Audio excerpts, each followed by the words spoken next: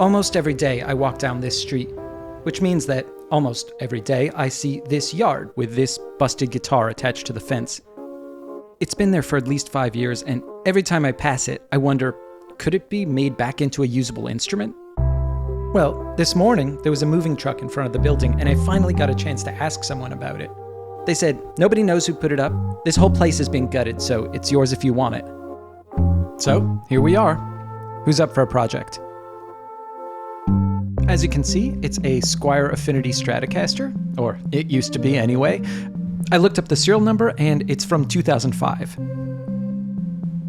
So aside from being literally caked with dirt, this thing has been outside for years, through rainstorms, through snowfall. All that water has severely damaged the wood, and you can see that it's dry and cracked.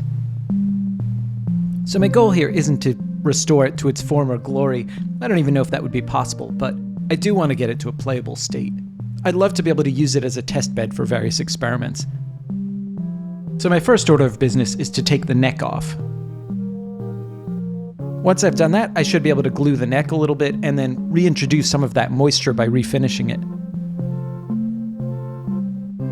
The fretboard on the neck is coming loose, so I've poured some wood glue into the gap, and I'm just going to clamp it and leave it overnight.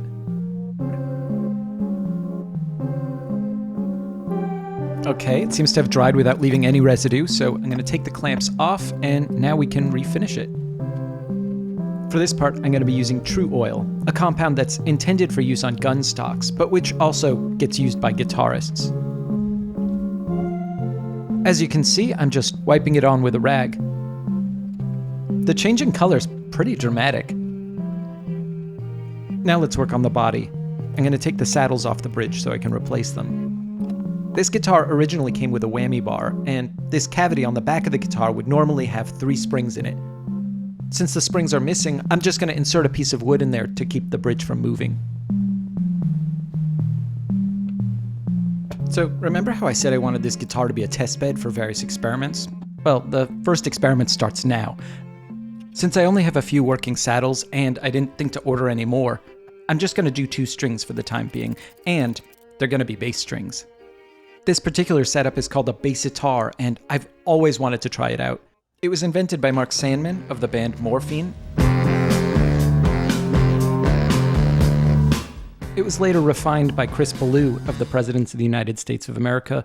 They were friends. Funky little Japanese guitar on my wall. This is the 2-string that I played on the debut album. And you can actually find specs for exactly how Chris set up his guitar on this website. I always love when I find a website that looks like it hasn't changed since 1999. Notice how I'm putting the 2 saddles kind of towards the middle? Bass strings put more tension on an instrument than regular guitar strings. The theory here is that by putting the strings towards the middle, we're helping to balance out some of that tension. Next, we're going to screw the tuners onto the headstock. These are, of course, also going to be towards the middle. Next, we're going to attach the neck.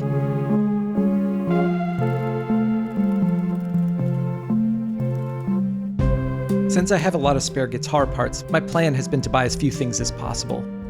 One part I did have to order was this chrome metal piece that holds the guitar jack in place. I'm just going to take the lead from the jack and thread it through this little hole, and then we're going to solder that to the pickups. Okay, so I've put the bass strings on it already, just so that as I'm installing the pickups, I can see whether or not they line up with the strings. The pickups and knobs I'm using are all just random things I had lying around, but I did have to buy a new pickguard. Okay, we're getting some sound, that's a good sign. It's finally time to screw the pickguard in. Let's give this a spin. Okay, moment of truth.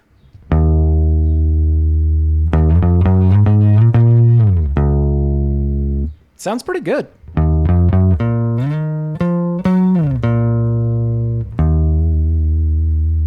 Yeah, it's kind of like playing a bass, actually. The neck is obviously much shorter, so it's a bit more comfortable.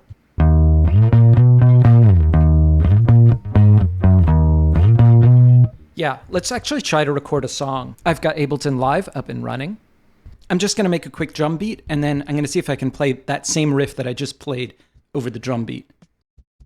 Okay, so here's the drum beat I came up with.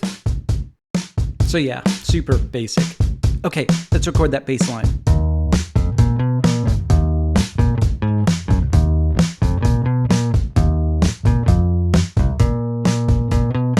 Okay, that should definitely be enough. Let's record some vocals.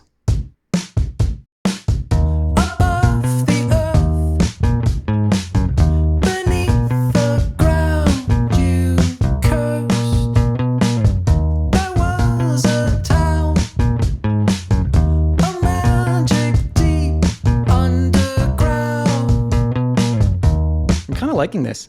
Okay, so the next thing we need to do is come up with a chorus. My plan is to record the bass guitar through my amp, so I'm going to get some tracks set up for doing that. As far as drums go, I'm pretty much going to keep the same drum beat, but I am going to add some crashes and rides in just to make it a little bit heavier. So one thing that's worth knowing about this bass guitar setup is that the two strings are tuned a fifth apart, which means that you can play a power chord basically just by fretting across both strings, like...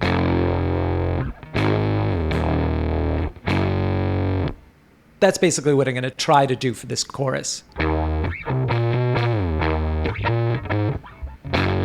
Okay, seems like it wants to start on that chord.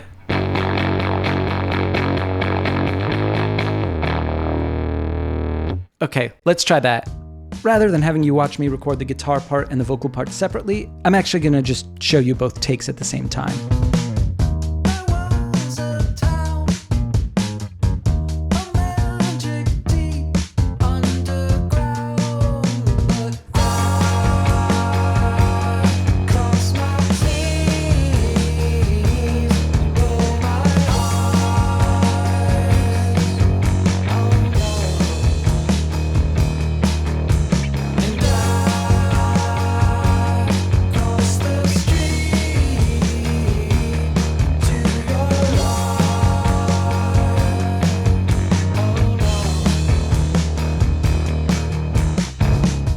So far, I'm really happy with how this song's coming out.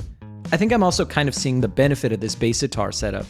Because there are only two strings, it's impossible to play major or minor chords. Major chords, of course, have 3 notes in them: the root, the major third, and the fifth. Minor chords have 3 notes in them: the root, the minor third, and the fifth. The only difference between the two chords is that middle note. Of course, on the bass guitar, that middle note is missing. You only have 2 strings, the root and the fifth. So whether or not that chord gets heard as major or minor is really up to the vocal melody and, to some extent, the listener's imagination. Of course, as a songwriter, there's a huge benefit to this because you can actually exploit that ambiguity. And for me, that's the power of this setup.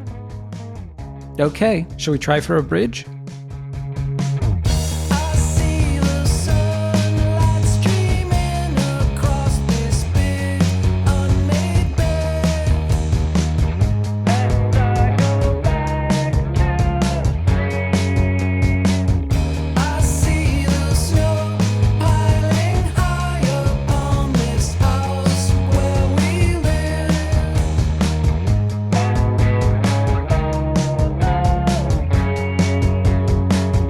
It's hard to believe that all of this started with some random guitar that someone left outside. If you enjoyed this video, it'd be great if you could give it a thumbs up on YouTube. And if you haven't already, now is also a great time to subscribe. I've got a bunch of videos on the way. The song I just recorded can be found on Bandcamp under the name of my band, Man Woman Child. I'm also going to upload it to my Patreon. Speaking of which, if you like the work that I do, one way to support this channel is by subscribing to the Patreon. It's $5 a month, and every month you'll get an exclusive sample library designed by yours truly. Okay, see you soon.